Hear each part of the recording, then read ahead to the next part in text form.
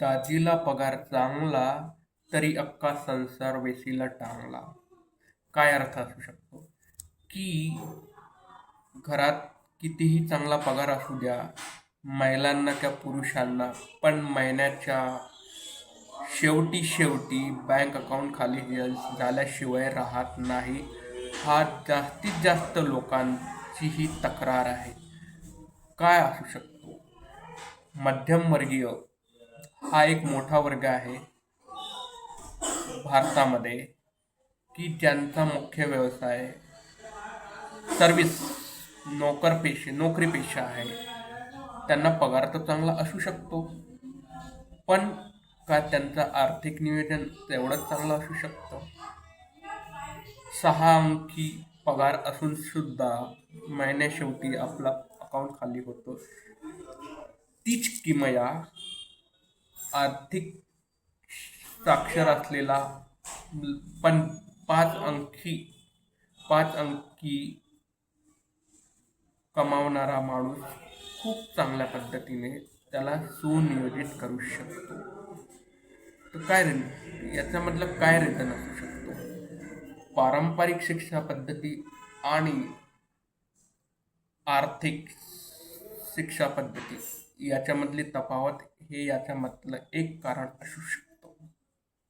आपण काय करतो की पारंपरिक शिक्षा घेऊन आपण चांगला कॉलेज निवडू शकतो, चांगलं नोकरी, गलेलट्ट पगाराची नोकरी आपण मिळू शकतो किंवा बिझनेस तरी करू शकतो.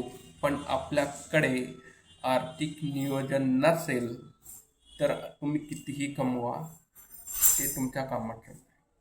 आपण काय करू शकतो? एका मध्यमवर्गीय कुटुंबाचं आपण उदाहरण घेऊया, की त्या त्या कुटुंबाची आर्थिक मिळकत सहा अंकी सहा अंकी आहे, पण महिन्या शेवटी त्यांना काही पैसे उसने घ्यावे लागतात. काय रिझन असू शकतं?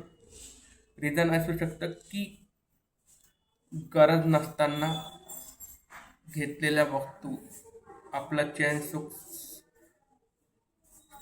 भोगण्यासाठी, गरज नसलेल्या वस्तू आपण, म्हणजे कसं बघा, की जे काम आपण 10,000चा मोबाईल घेऊन सुद्धा करू शकतो, तिथे आपण महागडे महागडे मोबाईल घेतो. गरज नसताना आपण छोट्या कारमध्ये पण आपल्या गरजा भागवू शकतो, पण आपल्याला लक्झरी कार हवी. आपण भाड्याच्या घरात राहून सुद्धा आपल्या गरजा पूर्ण करू शकतो, पण 5,000 ते 10,000च्या भाड्याचं मागचं टेन्शन पाठलाग सोडवण्यासाठी आपण लाख लाख रुपये महिन्याला प्रीमियम देऊन मोठा बँगलो करतो किंवा ट्रिप्लेक्स आपण खरेदी करतो.